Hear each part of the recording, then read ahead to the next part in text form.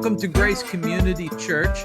We do have a physical location. We haven't been there for eons. Who knows when we'll actually get back in our building, but perhaps those times are around the corner. So if you're listening, Gavin Newsom, let's get those churches open. Maybe it's time. Anyhow, but in the meantime, we're just going to have some fun here. We've got a series going in 1 Corinthians, and that's awesome. But the other thing that is going on at Grace Community Church is that the bills still keep coming in. So we thank all of you who are still, supporting us and continue to support us. If you'd like to support us, here's our little website, www.gracemammoth.com. And you'll find a PayPal button on there and our contact information on there. Everything you possibly need to support our ministry of reaching out. And we'd love to have more gospel supporters. Our budget is always in the red, so we could use the help. But nonetheless, that's not why we're here. We are here to study God's Word together. And speaking of studying God's Word together at Grace Community Church, there is a Wednesday night hangout session in the Google sphere. And so if you would like to be a part of our Bible study, you are welcome to. We're going to be looking at Psalm 23 on Wednesday at 6 o'clock Pacific time, 9 o'clock Eastern time. And you can email Shelley and give her your email address, and we will link you on to our Google Hangout. I don't know if you have to have a Google address or not. Maybe not. Anywho, also, welcome those who are joining us from the Biblical channel, and we really encourage you. Please help us to support us with this new endeavor, the Biblical channel. Subscribe to it, get notifications, all of that. We're putting up new channel. We're kind of building some content, and we're trying to make this a final destination of some great places where you could go and hear some other Bible talks and some points of view from a guy named Bubba, me, and with a Bible in hand. Right on. If you're from Pittsburgh, don't be too troubled with the shirt. It all makes sense. It's not the first time I've worn this shirt. I love this shirt. I love the idea. In fact, if I was to start a church and give it a name, I just might give it the name A Bunch of Jerks. In fact, half the time I want to title all my sermon titles A Bunch of Jerks. It's why I'm a Christian, because it's a bunch of jerks. I'll explain more later, but before we go any further, it is time that we do what is the most natural thing, and that is to hear what our text sounds like. So I'll give it a reading. It's 1 Corinthians chapter 10, verse 1 to 12. So we'll kind of read down through it, and then we'll pray. So here's what it sounds like. For I don't want you to be unaware, brothers, that our fathers were all under the cloud and all passed through the sea. And all were baptized into Moses in the cloud and in the sea. And all ate the same spiritual food, and all drank the same spiritual drink. For they drank from the spiritual rock that followed them, and the rock was Christ. Nevertheless, with most of them, God was not pleased, for they were overthrown in the wilderness. Now these things took place as an example for us, that we might not desire evil as they did. Do not be idolaters, as some of them were. As it is written, the people sat down to eat and drink and rose up to play. We must not indulge in sexual immorality, as some of them did, and 23,000 fell in a single day. We must not put Christ to the test, as some of them did, and were destroyed by serpents. Now, these things happened to them as an example, but they were written down for our instruction, on whom the end of the ages has come. Therefore, let anyone who thinks that he stands take heed, lest he fall. Praise be to God for his words. Thanks, Apostle Paul, for putting this all together. This is a good one. I really enjoyed this one. But before we go any further, let's pray. Very simply, just like Jesus taught us, our Father in heaven, hallowed be your name, your kingdom come, your will be done on earth as it is in heaven. Give us this day our daily bread. Forgive us our debts as we also have forgiven our debtors. And lead us not into temptation, but deliver us from evil. We come here to see Jesus and him only. Amen. Hey, welcome back. Okay, so here we are. The title of today's talk is The Lessons of History. And Paul's going to walk us through the next phase of his teaching, and it has a lot to do with the history of God. So anyhow, the way that Paul lays this out, I gave a little clean copy for you to just take a quick look at. This is what I do whenever I prepare a Bible talk. I look for the literary structure that the author is using. And then also we got to incorporate the history of the people that heard it first, if we're ever going to figure out what it means to us.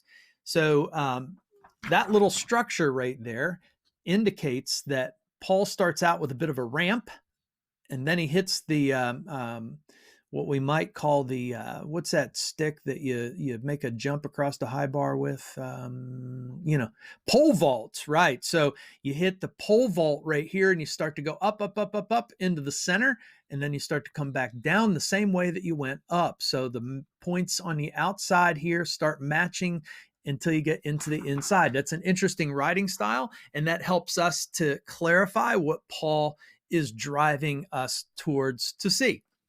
Anyhow, the Bible is beautifully written, and I know most of us are just a couple rednecks, from the sticks, and we don't really dive into literary techniques, but it is important to notice them if they're there, because it helps us to get the message straight, if you know what I mean. So anywho, I'm going to adjust my. There we go. So as we come to this passage, the first part is the ramp up part, and the ramp up part. Oh, and before we get any further, I did want to make mention the title of today's talk, "The Lessons of History," actually comes from a book put together by Will and Ariel Durant. If you have not ever listened to anything by Will Durant, grab his little book, "The Lessons of History." It's a great book. I can't say that I agree with everything Will has to say, but I like, as the old mariners used to say, I like the cut of his jib. He's long since dead, and you can get that book on Audible, or Amazon, whatever. But the key is that there are lessons to be learned from history, all of history, and it'd be good if we spent some time in doing that. And that is the point that Paul is making here. The point that Paul is making is there are lessons to be learned from history, and we got to know what those lessons are. So that first little section, for I do not want you to be unaware, brothers, that our fathers were all under the cloud and all passed through the sea, and all were baptized into Moses in the cloud and in the sea, and ate the same spiritual food, drank the same spiritual drink, for they drank from the spiritual rock that followed with them, which was Christ. Okay, that little section kind of ramps up to where Paul is going to take us. Now, previously, there's a little previously to do here, not a big one today, but previously, we know that Paul's been working with the fact that the Corinthian church is full of Jews and Greeks, and they're very different. And Paul has not tried to make them the same. He says, you're very different people. You have very different backgrounds. You have very different rituals. You have very different practices. You have all kinds of differences. So the way through this, Paul has been explaining, is to yield to each other. Consider the person that's driving you a little bat turd crazy. Consider that, what? Telephone ring? That's crazy. Don't call us while we're broadcasting. Anyhow, even though the Jews and the Greeks are very different, Paul's been saying the solution to all of this is to yield to each other. And if you got somebody that's driving you nuts, then consider them the weaker brother. Consider yourself the bigger person, the stronger person, and use your strength like God uses his strength. And that is to yield to one another. Don't drive each other crazy. Somebody's got to yield. Somebody's got to be the big person in the room. And that's where Paul has been taking all of this. And so now he's going to kind of drill down a little bit further into the next part of the freedom and responsibility talk. And that's really what he's after here, is that you have new freedoms and new responsibilities. You have new freedoms, which means that, yeah, you are free, spiritually speaking. You have been set free by God. You've been forgiven by God. And so you have enormous freedoms, but you've got to use those freedoms and do what is right. In my history class with my eighth graders, I just took them through an assignment about Harriet Tubman. You want to talk about a remarkable lady who, fact number one, she escaped slavery. And if that's all she ever did, good for her. And she'd still be a hero for us all, if you know what I mean.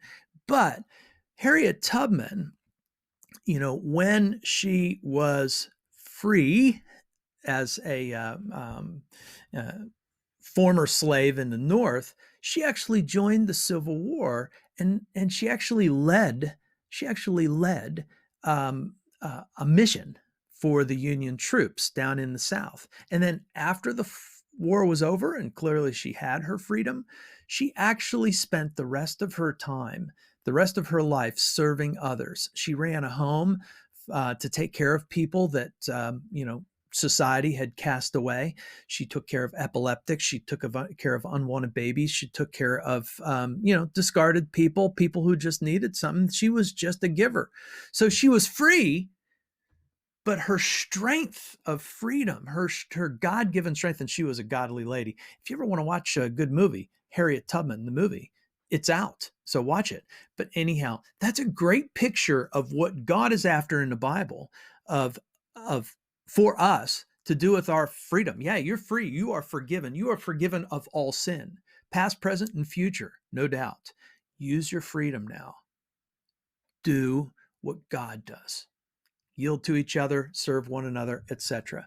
So in Paul's time, he used the example of idols and how idols had, the meat houses all had meat that was sacrificed to idols previously, and how some people have a conscience about this. And so essentially Paul is saying, no, you're free. You're not living in the superstitious world anymore. You don't have to worry about that. God has set you free. You do not have to obey either the food laws of the Hebrews. You don't have to obey the food laws of the Hebrews that are found in the first 5 books of the Bible called the Torah. You don't have to obey any of that, Paul says. Yeah, you can even eat meat sacrificed to idols. But he said, just because you can doesn't mean you should. And if there's somebody who has a conscience about these things, why don't you just yield and keep everybody together rather than driving each other crazy? Okay, so that's been said already. But he also wants you to know that, yeah, even though you're set free from the, food laws and, the sacrificial laws of the Old Testament, all that weird stuff, you don't have to do that. That's for sure. But yes, you do have to know the lessons of history. You have to know the lessons that were built in to this history that comes to you. So that's what Paul is up to right here. And the truth is that, I have zero connection to Jews. I have zero connection to the Hebrews. I have zero connection to the Egyptian people, whatever. I don't have, maybe I do sometime. I don't know. But the fact is that if I'm a Christian, we are all kids of Abraham now. We are all the children of Abraham now. You know that little song, Father Abraham had many sons had Father Abraham, it goes something like that. I'm not good at songs. But anyhow, we are all the Hebrew people now as well. We have a shared history. History is there for the significance of kind of seeing what you should have learned or what you can learn. And so the Hebrew are now my people. And that's where Paul's taking this thing. He says, brothers, I don't want you to be unaware. Don't be ignorant. Now, if you're in Pennsylvania, listen, I'm only speaking to the Pennsylvanians here for a second. if you're in Pennsylvania, you have trouble with the word ignorant. I found out this lesson the hard way because in Pennsylvania, we only use the word ignorant to talk about rude people. We think that the word means rude. Actually, it means you don't know nothing. It took, I was seriously a serious adult, and I was using the word ignorant like, it was the word rude. And somebody stopped me and said, I don't know if you know what the word ignorant means. And I said, yeah, it means rude. And they're like, no. And I'm like, well, yeah, it can mean you don't know nothing. They're like, that's the only thing it means. It's funny. Anyhow, Paul doesn't want you to be ignorant. Yeah, he doesn't want you to be rude, but he doesn't want you to be without information. He doesn't want you to not know the history that you've just stepped into. So whether you're Jew or whether you're Greek in Paul's day, he still wants you to understand that there's a history going on here that you need to be aware of. And so basically, Paul is talking about baptism and the Lord's Supper in a different way. He's talking about how really the baptism and the Lord's Supper that we think of as Christians, that we practice, I suppose. We were either baptized as babies or as adults, and we show up, at church and we take the Lord's Supper. What's going on behind that is a huge backstory. Both of those things that we do in church have a huge backstory to them. And the huge backstory comes from the lessons of history as presented in the Bible. And so, when Paul, talks about baptism, he talks about baptism, under the clouds of Moses, which is kind of interesting, isn't it? Because clouds are full of moisture and baptism is about moisture. But he's really talking about the people that were following Moses and God out of Egypt and into the promised land and wandering around in the wilderness, and how they followed this cloud. And this cloud, Paul says, is the baptism that the people of the Hebrews, the Hebrew people, were baptized in. They were baptized into Moses in the cloud, and they were baptized in the sea that parted before them. There's this huge history of God bringing us out of water. So even if you went to Noah's flood, or even if you opened up the Bible, the first expression of in the beginning, gets to the fact where the Spirit is hovering over the deep. That sounds like water.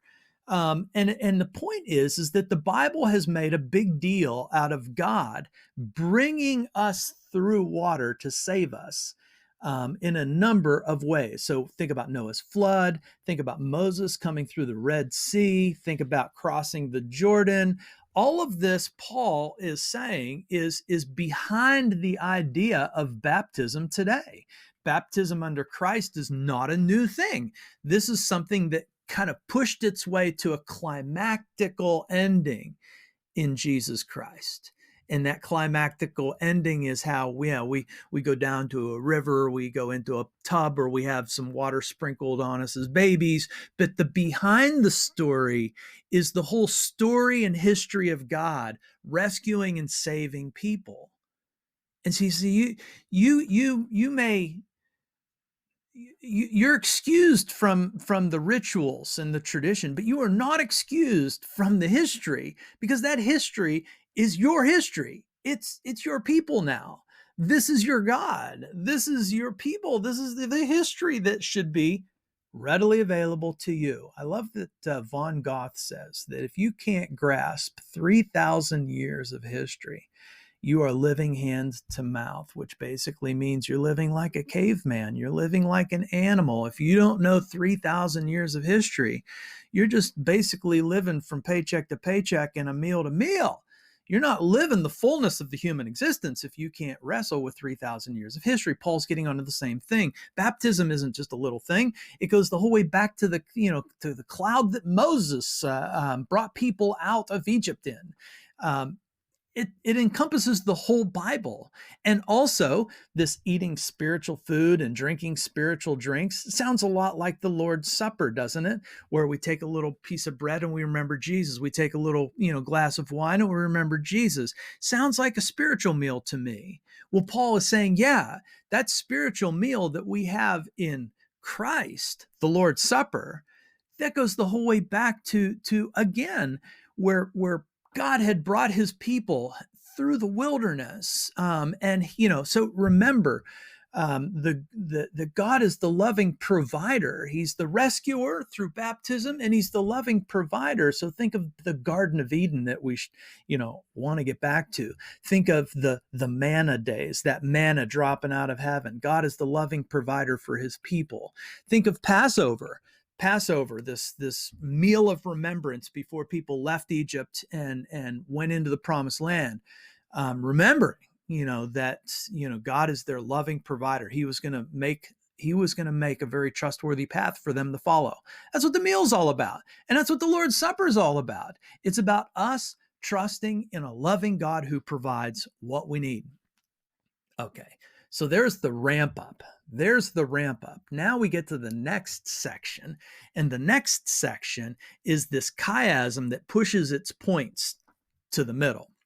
So verses 5 to 12, if we just looked at the opening line, nevertheless, with most of them, God was not pleased, for they were overthrown in the wilderness. And then the matching line is verse 12.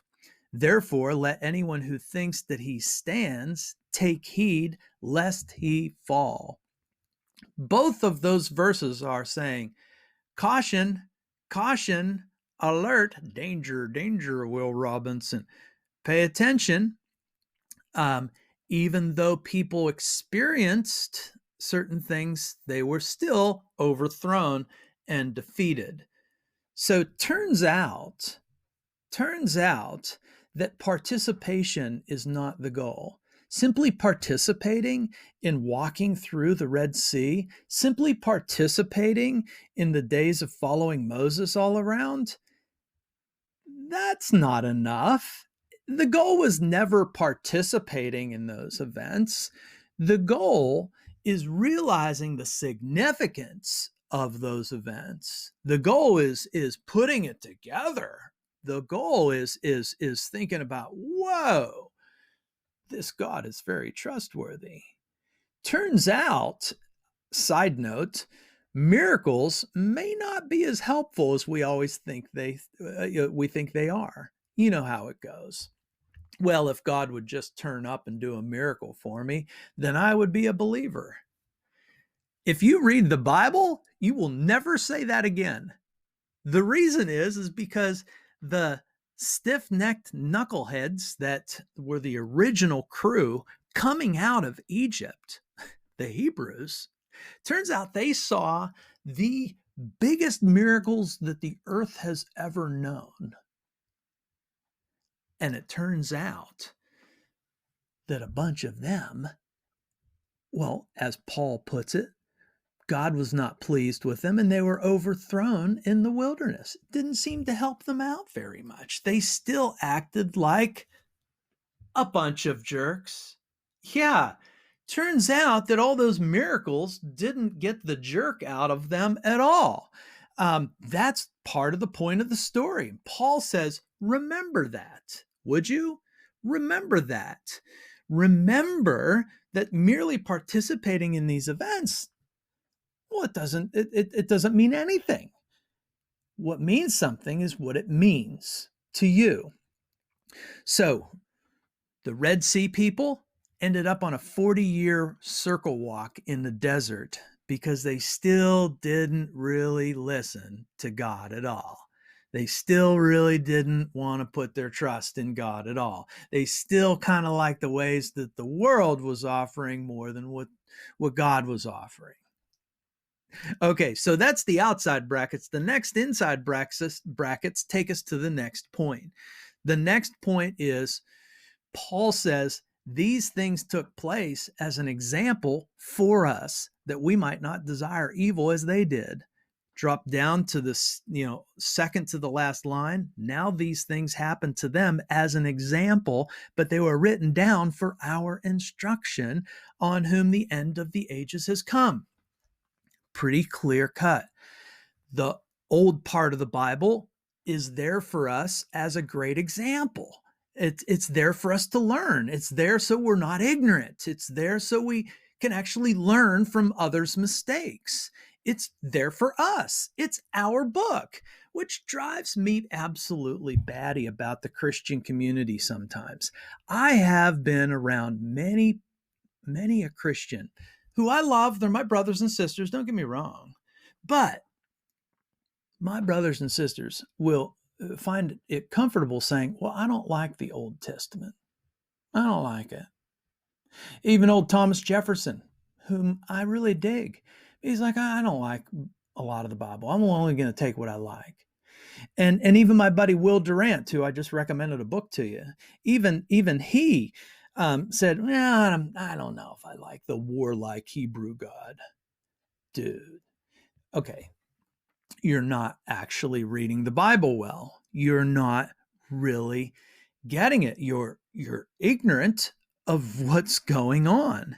Be a learner. Be a learner and learn from this group of people. Learn from the stiff necks. Learn from the knuckleheads. Learn from the bunch of jerks. See, the old part of the Bible, the Old Testament, one of the most brilliant things about the old part of the Bible is that it actually is a confession of the stiff necks. It's a confession of the knuckleheads. It's a confession. It's why the Jews are the funniest people on the planet, because they can make fun of themselves. The whole Old Testament is really the Jews being super honest and candid about making fun of themselves. And Paul is saying these lessons of history have been recorded for you.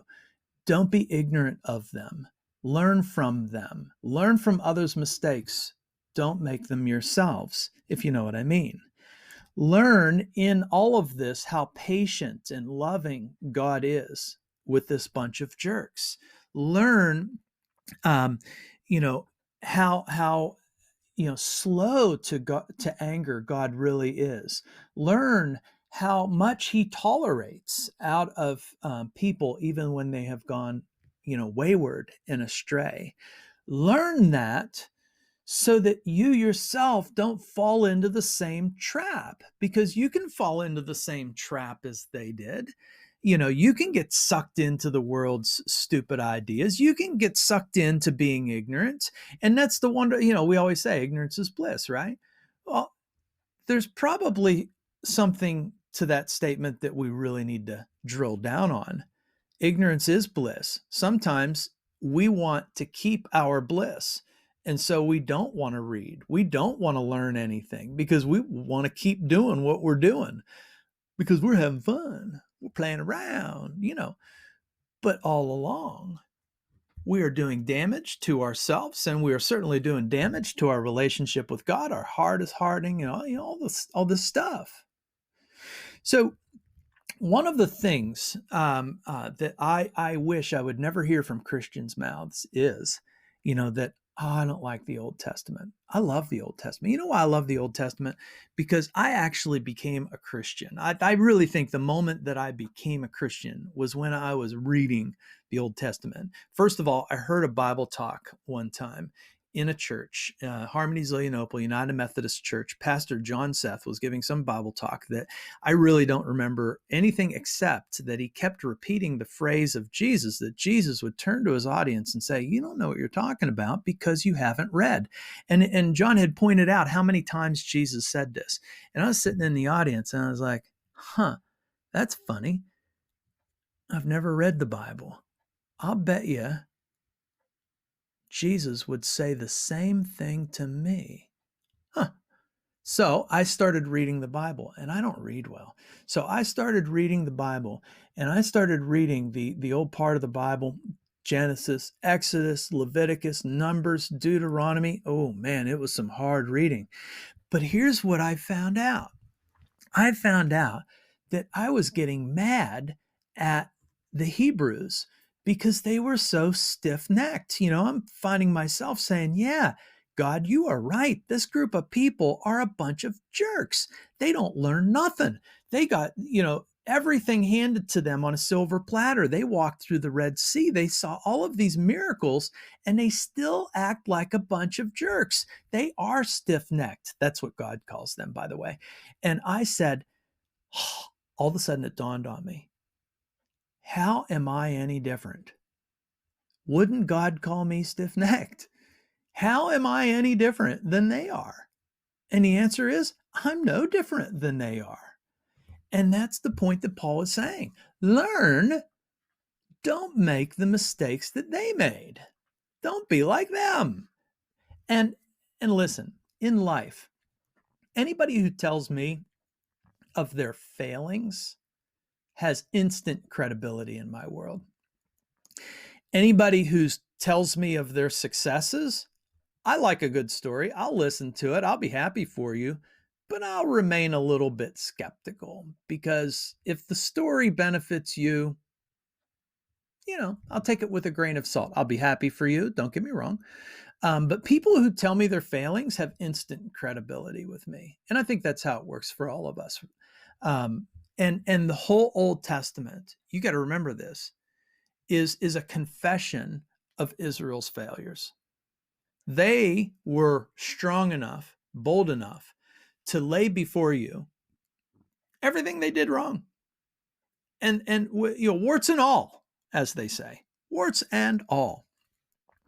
And so it also reminds me of how David in Psalm 22. So Psalm 22 is a psalm where David starts off that psalm with the famous words. Jesus actually picked up on these words, but King David starts off with the words. He says, my God, why have you forsaken me? So he's real sassy with God. He's like, you've abandoned me. You've left me. And then by the time you get to verse 3, David starts to think something different. He's like, well, you were pretty faithful to my fathers back, in the day, back in the Moses day, back in the Abraham day. You were pretty faithful to them. And it starts to change his thinking when he starts thinking about the faithfulness of God. See, that's the benefit of history. When your life is not going the direction that you want, and you remember the history of God and his faithfulness to his people, guess what? It starts to change your attitude, starts to change the way you see the events around you. And by the time you get to the end of that psalm, David is actually telling other people who feel like they're in despair, don't worry, God loves you, man. God is there for you. He hasn't left you. It's the wicked ways of this world. That's all. That's all. God is still in love with you, man. God is still trustworthy. You read the Old Testament. That's what David's saying. Read the Old Testament.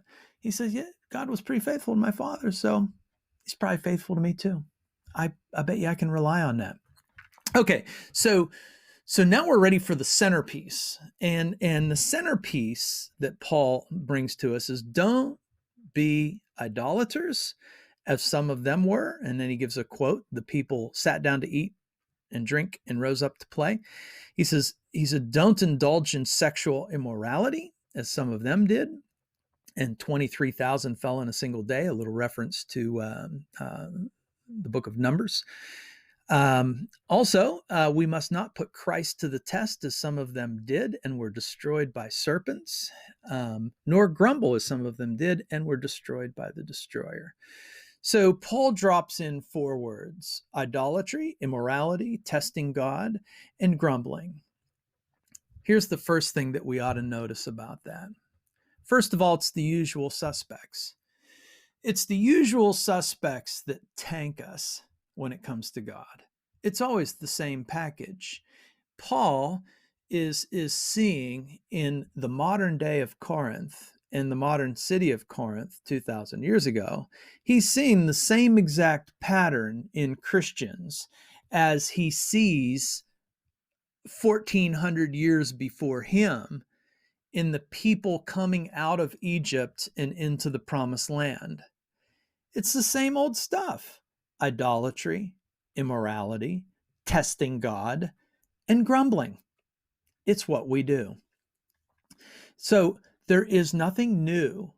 There is nothing new when it comes to making a train wreck of your life. When it comes to making a train wreck of your relationship with God, when it comes to making a train wreck, it's not God, it's you. And there's nothing new under the sun here. Idolatry, immorality, testing God, and grumbling are always the list. It's always the list. And notice this too. Grumbling, idolatry, immorality, and testing God, none of them are better than the other.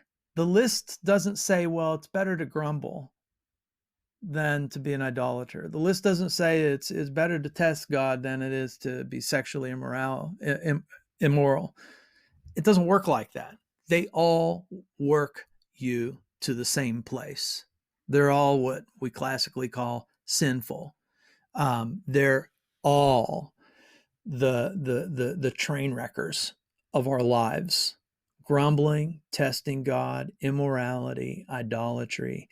And so Paul walks out this example from the first 5 books of the Bible, and he says, listen, nothing's this is what I see in Corinth. This is what I see with you all, that you're not picking up on the lessons of history. You're not making a big change. You're simply participants. You've simply kind of gone through the motions, but the real action is in the changes in your life to becoming a person who trusts in God and follows God. That's the whole point of all of this.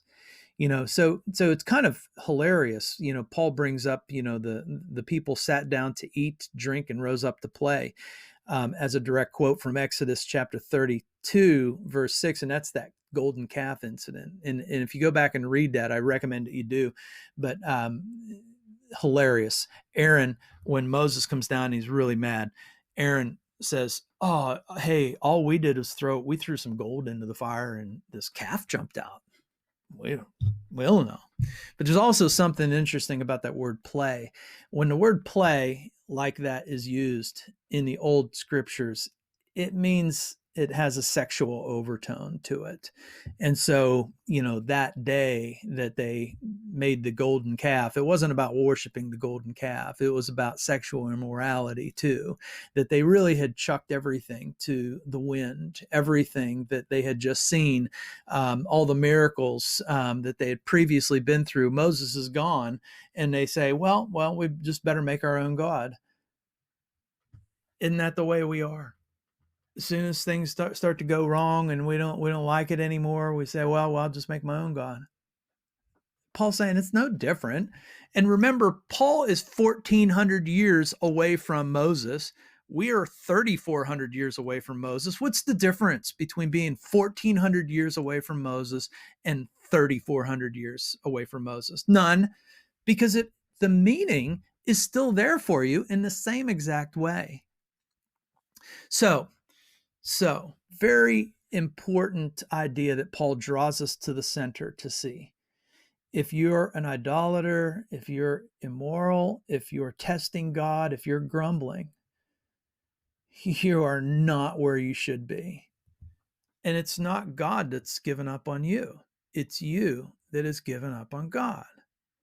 And Paul's saying, learn the lessons of history.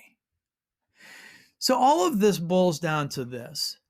As a human being, I can only speak from my own experience, but as a human being, I love great stories. And I've never met anybody that doesn't like a great story. And the biggest reason I'm a Christian is because, honestly, it's the best story. And it's the best honest story on the planet. The Old Testament, the New Testament, the Bible, no matter what characters are there, they are characters who unveil their problems to you so that you would learn from them. And if you're a parent, you understand what's going on here. That's what you always want from your kids. You show them your mistakes so that they don't make them, in hopes that they do better than you. That's what the whole Bible is there for us. everybody who puts pen to paper is very open and honest about how they did things wrong. Even the Apostle Paul is very candid about everything that he has done wrong so that we would not make the same mistakes he made, so that we would learn from his mistakes. But the whole Bible's there so that we would learn the mistakes that Moses made. And also note how comfortable Paul is in putting Christ right back there with Moses.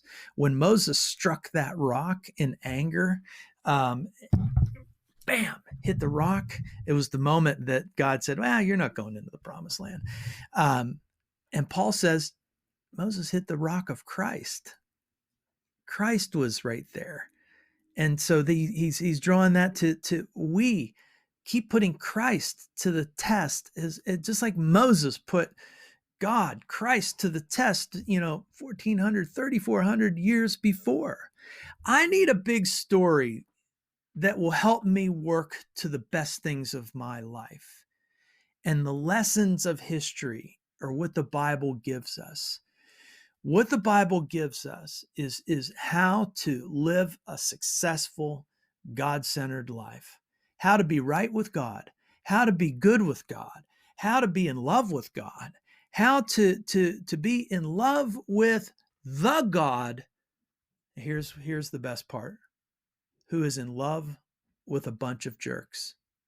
How to be in love with a God who is in love with a bunch of jerks. That's what the Bible's all about. God's in love with a bunch of jerks like us. And so therefore, I'm in. I'm all in. I am all in on that. You can hang your hat on that. I'm never going to find a better story than that. God, who made it all, is still in love with me and you, even though we're a bunch of jerks. I'm happy to call myself a jerk. I'm happy to call the Christian community a bunch of jerks. I think even the Jews would call themselves a bunch of jerks. They're honest about themselves. And that's the proper beginning place in a good relationship with God, who loves you, by the way. He loves you just the way you are, but he loves you too much to leave you the way you are. And on that, I am out of here. See ya.